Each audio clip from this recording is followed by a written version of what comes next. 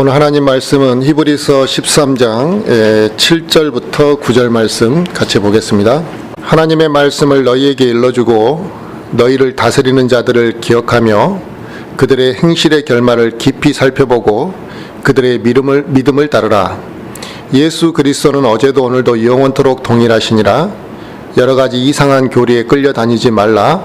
은혜로 마음을 굳게 함이 선한 일이요 음식으로 할 것이 아니니 음식에 전념하는 자들에게 음식이 유익을 끼치지 못하였느니라. 아멘.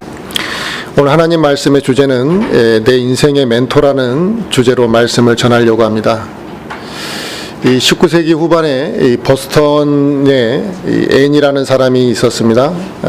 그런데 이 앤이라는 사람이 보스턴의 이 보호시설에 잠시 머물고 있었는데 이 여자 소녀가 너무나 절망적인 가운데 있었습니다. 가족은 다 죽고 또 눈은 실명을 하게 되고 그로 인한 정신적인 충격으로 이제 정신 이상 증세를 가진 소녀가 되었기 때문에 이 보호시설 안에서도 여러 번 자살을 하려고 했던 그런 소녀였습니다. 그런데 이 소녀를 보고 이 소녀가 회복될 것이라고 믿었던 간호사가 딱 한 명 있었는데 나이가 많은 로라라는 간호사가 이 앤이라는 소녀를 보고 이 아이는 잘 양육하고 키우면 회복될 수 있고 좋아질 것이라는 그 기대감을 가졌습니다. 만약 이 로라라는 간호사가 그 소녀에게 나타나지 않았다면 아마도 이 앤이라는 소녀는 정신병원에서 인생을 마침표를 찍게 되었을 것입니다. 이 앤이라는 소녀가 로라라는 간호사를 만나서 결국 시력을 되찾게 되고 그 다음에 공부를 해서 우등생이 되고 학교를 졸업하게 되는 그 과정을 겪게 됩니다. 학교를 졸업하고 나서 이제 자기가 무슨 직장을 구해야 될 것인가에 고민할 때 신문에 나와 있는 짤막한 광고 하나를 보게 되는 거죠. 보지도 못하고 듣지도 못하고 말하지도 못하는 아이를 돌볼 사람을 구한다라는 그 신문 광고를 보고 내가 그 일을 해야 되겠다라고 생각해서 자기가 그 집을 찾아가게 됩니다. 그래서 그 앤이라는 소녀가 성장해서 이제 보지 못하고 말하지 못하고 듣지 못한 소녀를 만나게 되는데 그게 바로 우리가 잘 알고 있는 헬렌 켈러와 그의 스승 셀리반의 만남이 되는 것이죠. 이들의 만남은 20세기에 아주 유명한 또 사건이 되고 우리 젊은 사람들 또 많은 사람들에게 영향을 미치는 인물이 되었습니다. 만약에 헬렌 켈러의 스승이었던 이 셀리반의 헬렌 켈러를 보고 그의 가능성을 보지 않았다면 과연 헬렌 켈러는 어떻게 됐겠느냐 이거죠. 또 만약에 이 간호사 로라라는 여인이 앤이라는 소녀를 회복할 거라는 것을 믿지 않고 의심했더라면 또 그의 인생은 어떻게 되었겠습니까?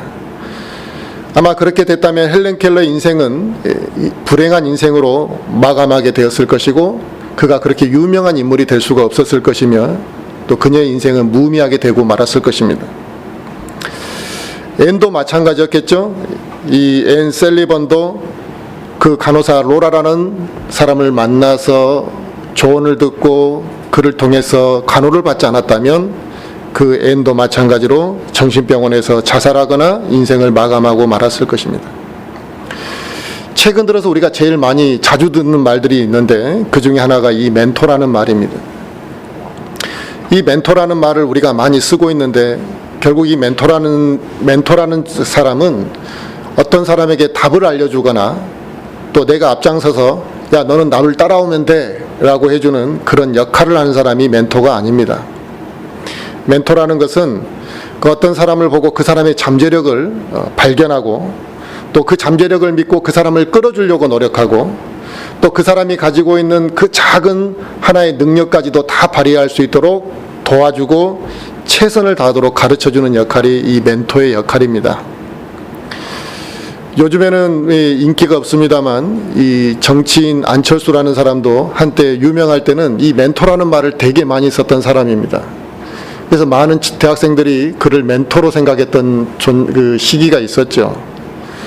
그가 유명했던 건 그거잖아요. 자기가 컴퓨터 개발자가 될 것이냐 의사로서의 좀 안락한 생활을 할 것이냐의 그 고민 가운데 있을 때 자기가 존경하고 좋아했던 멘토 그 선배를 찾아갔다라는 거죠. 내가 무엇을 어떻게 했으면 좋겠냐. 이 갈림길에서 어떻게 하는 게 좋을 것 같냐. 그랬더니 그 선배가 했던 말은 그거라는 거예요. 너 가슴이 울리는 대로 가라. 너 가슴에 울리는 것을 선택하고 그 길로 가라는 말에 두말하지 않고 망설이지 않고 자기는 백신을 개발하는 일을 했다라는 것입니다. 이처럼 멘토라는 것은 개인의 삶에 굉장히 큰 영향을 끼치게 되고 그 멘토의 말 한마디가 어떤 한 사람의 인생을 뒤바꿔버리는 경우들이 많이 있습니다. 그래서 스승을 만난다라는 것, 자기 삶 속에서 멘토를 두고 있다는 것은 매우 중요한 것이고 복입니다. 마찬가지로 교회에서도 자기를 끌어줄 수 있는 이 영적인 멘토를 만나는 사람이 있고 또 이 영적인 멘토가 없는 사람들도 있습니다. 그래서 영적인 스승을 두고 있는 사람들은 그 삶에 보면 신앙의 노선이 잘 흔들리지가 않습니다. 그래서 영적인 멘토를 두고 있는 그리스도인은 또 하나의 하나님으로부터 받은 복이라고 할 수가 있을 것입니다. 그래서 우리에게 멘토가 되어줄 수 있는 존재는 단순히 학교 선생님만이 멘토가 되어주는 것이 아니라 사회생활 속에서도 우리가 멘토를 만나는 일들은 종종 있습니다. 내 주변 가까이에 있는 존재들 중에서도 나의 멘토가 되는 경우들이 있는데 내 아버지가 멘토가 되는 경우가 있을 수 있고요. 또 나를 따뜻하게 품어주는 어머니가 내 멘토가 되어줄 수도 있습니다. 그래서 저는 청년들에게 항상 하는 이야기들 중에 하나가 뭐냐면 인생을 살아가고 이제 성인이 되기 전에 좋은 스승을 만나도록 해라라는 말을 저는 꼭 합니다. 좋은 멘토를 가까이 두고 있어야 된다. 그런데 이게 자기가 준비되어 있지 않거나 인생을 멀리 바라보지 않게 되면 좋은 스승이 자기에게 다가와도 그를 따르지 못하게 됩니다. 왜냐하면 인생을 진지하게 살아갈 마음이 아직 준비가 되지 않은 사람은 좋은 스승의 가르침으로 순종하고 따르지 못하기 때문에 그렇습니다. 그래서 좋은 스승이 없어서 멘토가 꼭 없는 게 아니라 자기가 준비되지 못해서 좋은 멘토를 좋은 멘토와 멘티의 관계를 만들지 못하는 경우들이 있습니다. 요즘에 TV 프로에 보면 이 가수가 이 가수 지망생에게 멘토가 되어주는 이러한 프로들이 나오더라고요. 그래서 이 멘토를 따르는 가수 지망생들이 멘토의 말을 듣고 가수가 되기 위해서 발버둥 치는 이러한 장면들을 TV로 보여주는 걸 제가 본 적이 있는데 가수가 되기 위해서 방향 설정을 함에 있어서 이 멘토의 말 한마디가 그들에게는 큰 영향을 미치는 걸 볼 수 있었습니다. 그래서 그 멘토를 통해서 느끼고 또 멘토를 통해서 배우고 멘토가 제시하는 방향으로 자기들이 수정하고 가더라는 겁니다. 근데 단순히 그걸로 끝나는 게 아니라 이 멘토가 멘티들을 훈련하는 과정에 있어서 심한 질책을 하더라는 거죠. 항상 좋은 말로만 격려해주고 너는 잘할 수 있고 또 좋은 점만을 이야기하는 게 아니라 단점도 강하게 지적하고 장점도 추켜 세워주면서 그가 잘못할 때에는 과감없는 심지어 모욕적인 소리도 내뱉으라는 것이죠. 그런데 그 멘토의 말을 듣는 멘티들이 반항하지 않는다는 거예요. 그 말에 수긍하고 순종적으로 받아들여가면서 그 멘토의 말 한마디를 놓치지 않으려고 하더라는 겁니다. 이러한 모습이 결국 멘토의 역할입니다. 그래서 멘토에게 훈련받는 제자들의 모습이 어떠해야지만 효과가 있는지를 저는 그걸 보면서 깊이 생각해 본 적이 있습니다. 자기가 존경하는 사람이 있다면 내가 저 사람은 꼭 본받고 싶고 따르는 사람이 있다면 바로 그와 같은 멘토가 있다면 반항적인 아이들도 순종적으로 바뀌게 되어 있는 것입니다. 멘토의 말 한마디에 영향을 받고 멘토의 말에 모든 방향을 맞추고 삶의 우선순위도 멘토가 주는 그 영향에 따라서 좌지우지 된다는 것입니다. 그래서 우리에게 멘토는 중요한 역할을 하게 되는데 교회에서도 이 멘토의 역할을 하는 사람들이 있어야만 하는 것입니다. 그래서 영적으로 성숙한 그리스도인들이 좋은 멘토가 되어서 연약한 성도들을 이끌어주고 또 그들을 도와주는 역할, 본보기가 되어주는 역할을 할 때 교회는 강하게 세워져 갈 수가 있는 것이죠. 교회의 목회자들도 마찬가지입니다. 성도들을 양육하라는 이런 의미로 많이 표현되고 있습니다마는 결국에는 성도들을 지키는 것만의 역할이 목회자에게 있는 것이 아니라 감독의 역할이 주어져 있습니다. 이 감독이라는 것은 멘토의 역할이 반드시 포함되어 있는 것이죠. 그래서 특히 청년들이 인생을 살아가는 데에서 좋은 목회자를 만나거나 또 좋은 목회자에게 양육받는다라는 것은 그들의 인생이 매우 복될 수밖에 없는 것입니다. 그리고 그렇게 좋은 멘토가 되어지는 목회자가 있다고 한다면 그건 그 교회에 굉장히 큰 유익이 될 수밖에 없는 일이죠.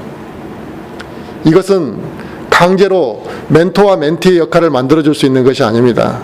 너는 저 사람을 따라가면 된다, 이렇게 된다고 해서 되는 것이 아니라 목회자가 가르치는 것과 또 목회자가 추구하는 삶과 또 목회자가 살아가는 그 방향을 보고 그 과정을 보면서 성도들이 따라가려고 할 때, 그리고 그 목회자가 연약한 성도들에게 무엇인가 영향을 미치기 시작할 때 성도들과 청년들과 어린아이들에게 이제 멘토의 역할을 그때서야 할 수가 있는 것이죠.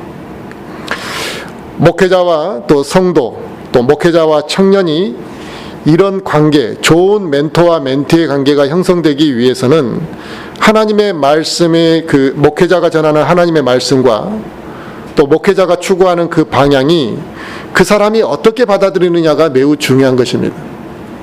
그냥 단순히 성경을 가르쳐주는 교사의 역할로밖에 생각하지 않는다면 그냥 지식을 배우는 것밖에 되지 않는 것입니다. 그리고 지식만 배우게 되면 어떻게 됩니까? 반항하게 되는 것이고 또 불편하면 서로 불편한 것들이 부딪히게 되는 것이 되는 거죠. 아무리 좋은 목회자를 만났다 할지라도 그 목회자의 말에 귀를 기울이지 않는다면 결국 목회자와 성도는 좋은 멘토와 멘티의 관계가 될 수가 없는 것입니다. 결국 그렇게 되면 목회자가 아무리 많은 이야기들을 한다 할지라도 결국 성도들은 변화되지 못하고 목회자가 제시하는 그 방향으로 다 같이 갈 수도 없다는 것입니다. 성경에서도 많은 인물들이 멘토와 멘티의 역할로 나타나는 경우들이 많습니다. 우리가 최근에 보았던 엘리야와 엘리사도 멘토와 멘티의 역할이죠. 강요성을 띠기 이전에 얼마나 순종적으로 그 스승을 따라가고 닮아가고 스승을 그리워하고 스승의 모든 것들을 본받으려고 하는 것을 볼 수 있지 않습니까? 또 주님과 제자들도 멘티와 멘토의 관계되죠.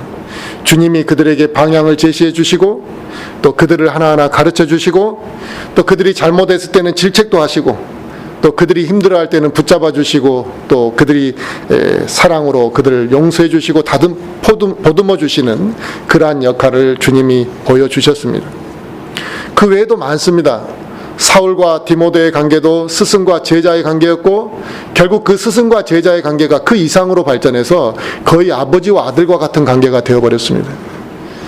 그래서 그 아버지와 아들처럼 또 그 스승과 제자가 멘토와 멘티의 역할로서 너무나 밀접한 관계가 있었기 때문에 잠시도 떨어져 있는 것이 그리웠고 또 자기가 가르치는 제자가 잘못될까 봐 항상 염려하며 사역을 했던 것을 볼 수 있습니다. 사실 우리 그리스도인들에게 진정한 멘토가 될 수 있는 절대적인 존재는 사실은 예수 그리스도죠.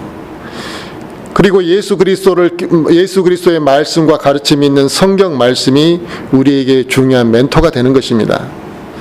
지금 이 순간도 우리가 예수님을 영접하고 또 구원을 받고 또 하나님의 말씀과의 그 가치들을 깨달아 가게 되면 내 안에 새로운 생명의 힘이 나타나게 됩니다. 그래서 그 새로운 생명의 힘이 나타나는 사람이 결국 변화되는 것이거든요. 하나님께서 그 사람을 어떻게 변화시키느냐는 그 생명의 힘이 그 사람 안에서 어떻게 역사하느냐의 문제입니다. 그러면 어떻게 역사가 다를 수밖에 없느냐면 그 말씀을 결국 멘티가 멘토의 말을 반응하듯이 우리가 하나님의 그 생명의 말씀을 어떻게 반응하느냐에 따라서 내 안에서 그 말씀에 역사하는 힘이 다르고 변화의 규모와 크기가 달라지더라는 겁니다. 그래서 예수 그리스도께서는 구원받은 그리스도인들 앞에 그리스도인들과 항상 동행하시고 그들을 이끌어 주시고 또 그들을 인도하시고 항상 멘토와 같은 역할을 앞으로도 해 나가신다는 것입니다. 그런데 안타까운 건 뭐냐면 이 세상에 많은 사람들이 예수님을 진정한 구원자로 믿지 않는다는 것입니다. 그런데 구원받은 그리스도인들도 예수 그리스도를 이와 같은 진정한 멘토와 같은 존재로 따르지 않는다는 것입니다. 그러니까 하나님의 말씀을 들어도 감동이 없는 거죠. 하나님의 말씀을 수없이 들어도 변화가 생기지 않는 것이죠. 그래서 많은 그리스도인들이 세상에서 영적인 중심을 잡지 못하고 방향 설정을 정확하게 하지 못하고 세상에서 흘러가 버린다는 것입니다. 결국 그러다 보니까 어떻게 됩니까? 인생을 나중에 한참 살고 나서 보니까 살아가는 과정 가운데 후회하기도 하고 하나님으로부터 징계를 받기도 한다는 것입니다. 주님은 지금도 우리와 함께 동행하셨고 과거에도 또 동행하고 계셨었는데 또 우리의 손에는 하나님의 말씀이 주어져 있었음에도 불구하고 우리가 그 하나님의 말씀을 내 인생의 멘토처럼 생각하지 않았다는 것입니다.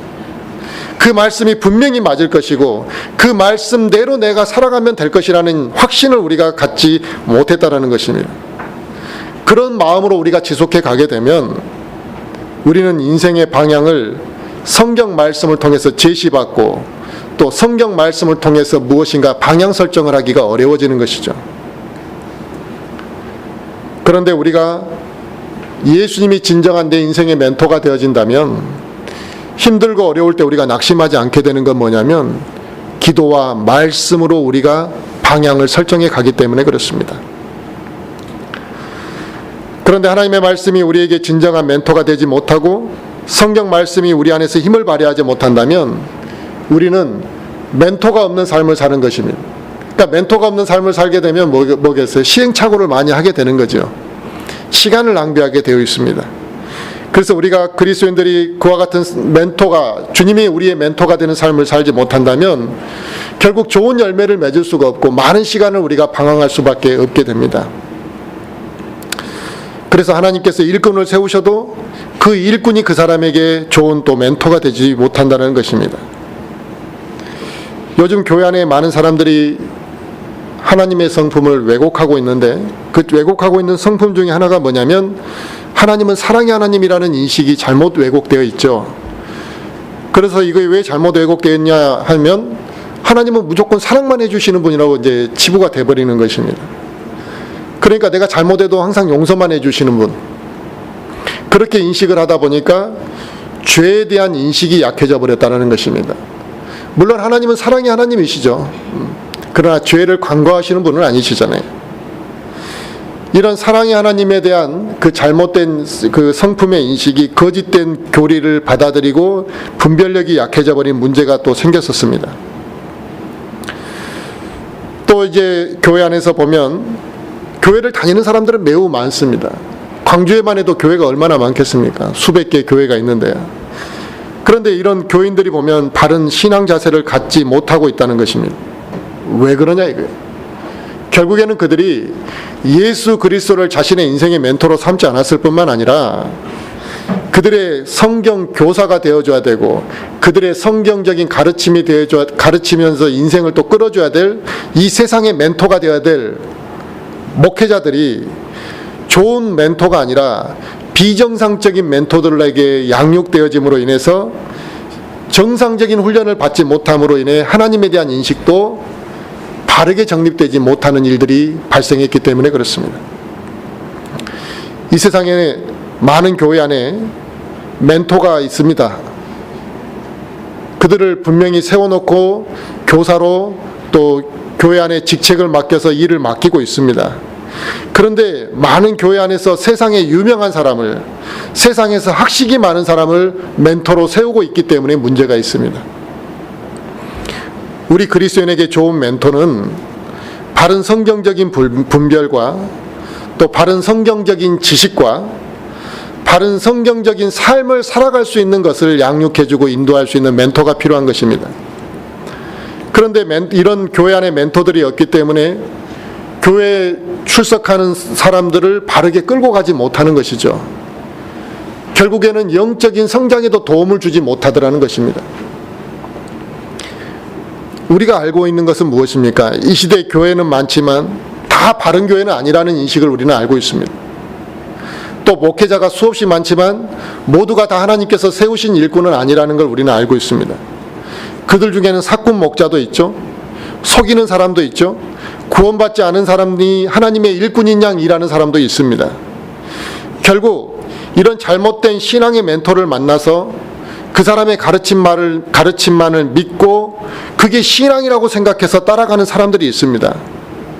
자기는 그게 하나님을 섬기는 것이라고 생각했지만 하나님이 인정하시는 길이 아니기 때문에 결국에는 자기가 쏟은 시간과 정성을 하나님께 인정받지 못하는 결과를 가져오게 되는 것이죠.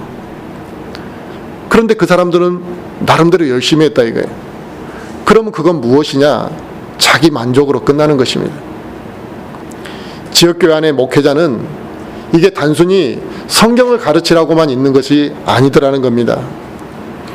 우리는 진리를 가지고 있고 이 세상에서 비진리와 끝없는 전쟁을 하고 있는 사람들입니다.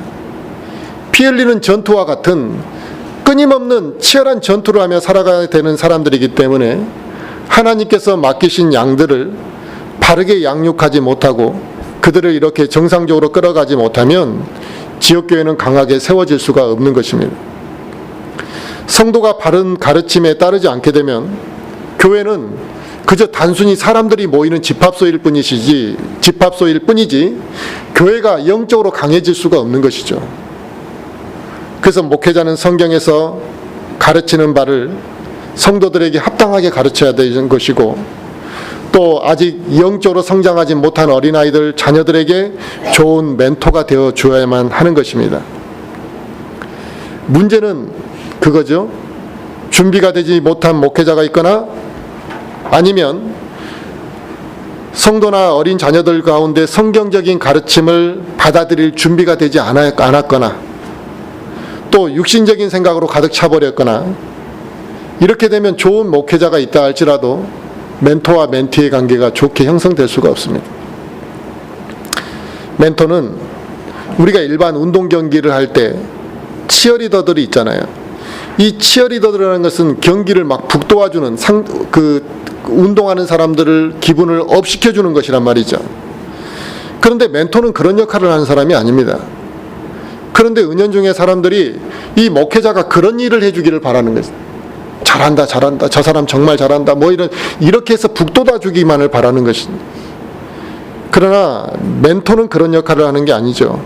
바른 길에서 벗어났다 싶으면 가차없이 지적을 하기도 하고 또 진실한 사랑으로 그를 감싸주기도 하고 또 그를 도와줘야 될 때 전심을 다해서 도와줘야 되고 또 양육받는 자는 그 멘토의 말에 귀를 기울일 때 이게 진정한 성장이 있는 것입니다.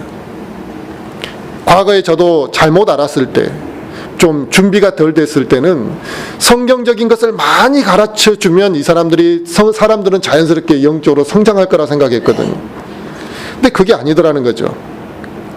그 말을 기울이고 받아들이고 변화하려고 하고 따르려는 마음이 있을 때 그 지식과 조화를 이루어서 성장하는 것이지 지식만 많이 있다고 성장하는 것은 아니더라는 겁니다.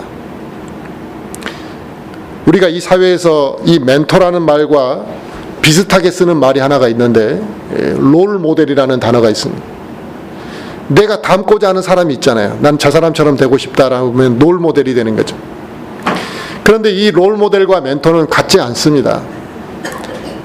내가 무엇인가를 닮고자 하는 이 롤 모델은 내가 장차 언젠가는 도달해야 될 그 대상자이죠. 내가 장차 그렇게 될 거라고 꿈을 꾸는 경우입니다. 그리고 이 롤 모델은 이미 그 자리에 가 있는 사람입니다. 세상에서 성공을 했든 무엇을 했든 그 자리에 가 있는 사람이고 우리는 그 사람을 저 멀리서 지켜볼 뿐이라 이거죠. 그래서 그 롤 모델이 쓴 책을 읽고 나도 그렇게 돼야 되겠다 생각하기도 하고 또 그 사람을 가만히 멀리서 지켜보면서 소망을 품고 살아가는 것입니다. 그런 예가 어디 있습니까? 축구선수 박지성이가 있으면 그 박지성 선수를 보고 어린아이들이 꿈을 꾸는 거죠. 그 어린 축구선수들에게 그 박지성이라는 선수는 이제 롤 모델이 되는 거겠죠. 선망의 대상이 됩니다. 물론 우리 그리스도인들에게도 롤 모델이 되는 경우가 있습니다. 믿음의 선배들 중에 정말 내가 그와 같은 삶을 살아야 되겠다.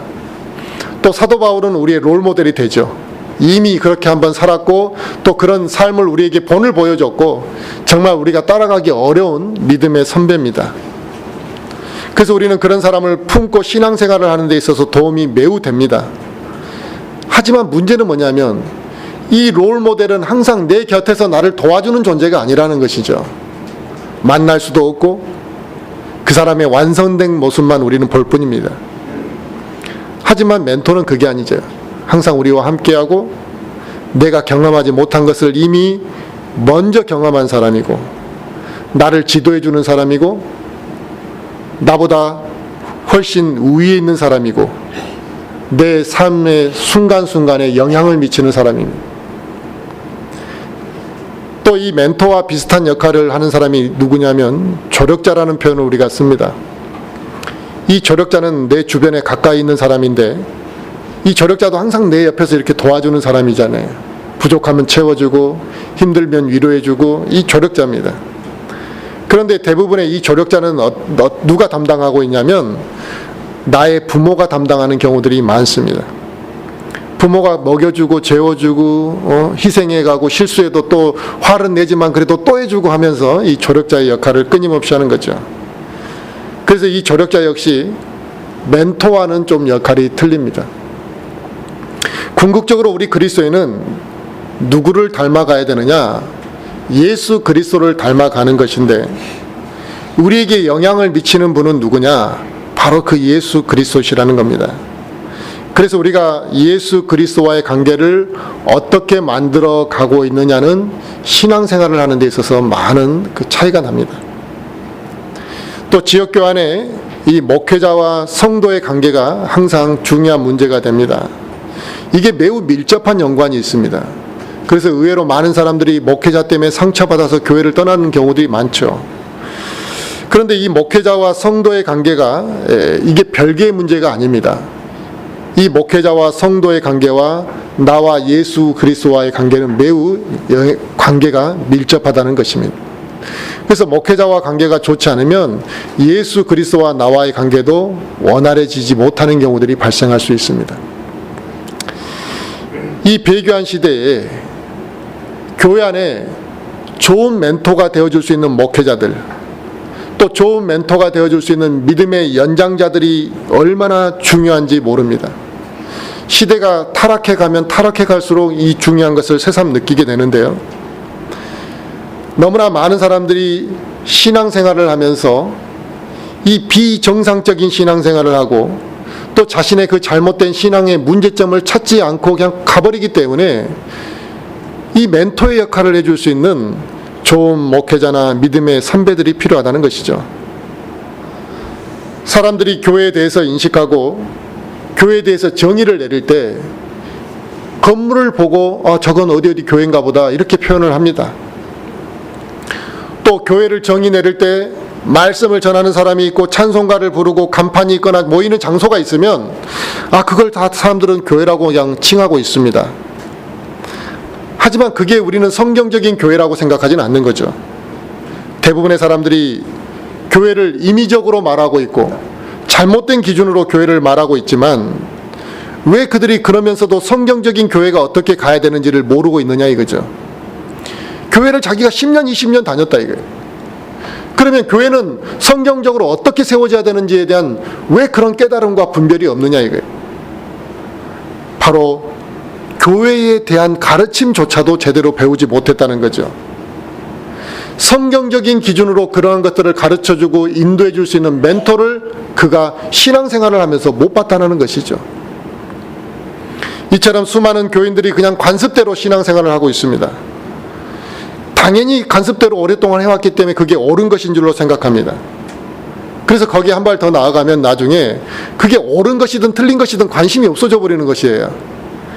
그래서 그냥 내가 해오던 대로 하는 것이죠.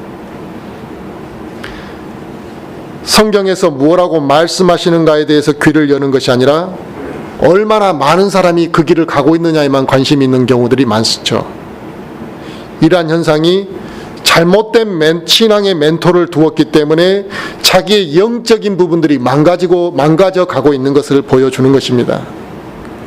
이런 것은 아무리 종교적인 열심을 가졌다 할지라도 하나님이 인정해 주시는 것이 아니기 때문에 문제가 되는 것이죠. 또 그런 열심이 나중에 상급이 되지도 않는다라는 것입니다. 그러므로 우리가 바르게 성경을 가르치는 사람, 우리에게 영적인 긍정적인 영향을 미치는 그 신앙인의 멘토가 되는 것, 그런 우리에게 성경 말씀이 또 우리의 멘토가 되지 아니하면 결국 우리의 신앙 노선은 잘못 설정될 수밖에 없다라는 것을 알 수가 있는 겁니다. 지금 수많은 사람들이 교회를 다니고 있습니다. 엄청 많은 사람들이 아침마다 교회를 움직입니다. 일요일 되면. 그런데 문제는 수많은 사람들이 교회를 다니고 있다고 하는데 특히 젊은이들 가운데서는 영적인 생명을 그들에게서 느낄 수가 없는 것을 봅니다. 그들의 삶의 방향 설정이 이 세상에 믿지 않는 사람들과 너무나 똑같기 때문에 그렇습니다. 하나님을 바르게 섬기고자 하는 순수한 마음이 그들에게 없더라는 것입니다.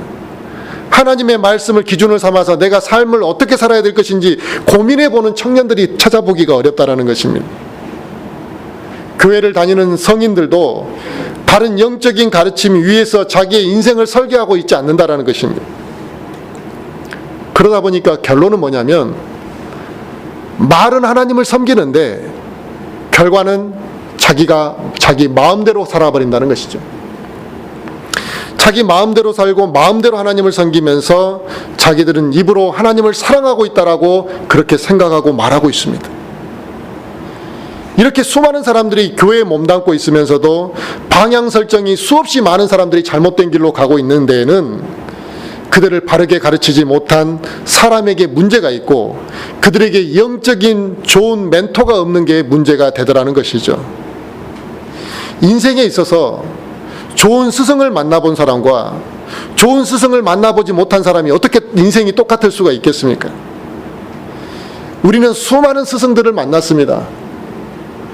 그런데 우리가 스승을 대할 준비가 되어 있지 않으면 인생을 배우지 못하는 것이죠. 어떤 사람은 똑같이 학교에서 선생님을 만났는데 그 교사를 욕하는 사람도 있어요. 젊은 아이들 중에. 근데 어떤 어린아이들 중에서는 그 선생의 말 한마디에 인생이 바뀌는 경우들도 있다는 것입니다. 좋은 스승을 멘토로 삼고 그 스승의 영향을 받고 인생을 세운 사람은 절대로 방향성을 잃어버리지 않는 것입니다. 그리고 자기 인생을 어떻게 설계해야 될지를 분명하게 알게 되는 것이죠. 그래서 옛말에 훌륭한 스승에게 훌륭한 제자가 나타난다는 말이 있습니다. 또 그런 제자가 좋은 후학들을 키우는 경우들이 있었습니다. 영적인 스승과 제자도 교회사의 역사를 보면 그런 일들이 반복되어 왔습니다. 교회 안에 영적으로 성숙한 그리스도인이 연약한 지체를 가르치고 그의 인생의 멘토가 되어주고 그들에게 영향을 미쳐서 더욱더 많은 복음이 증거되도록 했던 것입니다. 이처럼 스승과 제자의 존재는 이 영적인 부분에 있어서 간과할 수가 없는 부분이다. 그런데 우리 이 연약한 인간이 멘토가 되어서 연약한 인간에게 그와 같은 많은 영향을 미쳐왔는데요. 하나님의 말씀이 나에게 영향을 미치면 내가 어떻게 되겠는가를 한번 생각해 보시면 좋겠습니다. 사람의 말 한마디가 우리의 인생에도 엄청난 영향을 미치는데 하나님의 말씀이 우리에게 영향을 미치기 시작하면 우리에게 인생의 그 성장의 폭이라는 건 이루 말할 수가 없고 어느 정도라고 제한을 둘 수가 없다는 것입니다. 성경은 우리에게 수없이 많은 것들을 알려주고 있습니다. 인생의 목적, 인생의 방향, 이런 것들을 성경에서 다 알려주고 있습니다. 그런데 문제는 그리스도인이 자기가 왜 사는지에 대한 답을 못 찾고 있다는 것이죠. 성령 구원받고 나면 성령님께서 우리 안에서 내주하신다라고 합니다. 하나님의 영이 우리 안에서 거하시면서 우리를 인도하신다라는 거죠. 그러므로 세상에서 좋은 스승을 만나보지 못했다고 한다면 우리는 하나님의 말씀이 우리의 멘토가 되도록 해야 되고 우리 인생의 지침서가 되도록 하나님의 말씀을 가까이 하고 하나님의 말씀을 바르게 배우는 것이 중요한 것입니다. 그리고 더 많은 성경 지식을 가지고 있는 교회 안에 목회자나 교회 안에 믿음의 연륜이 있는 사람들이 있잖아요.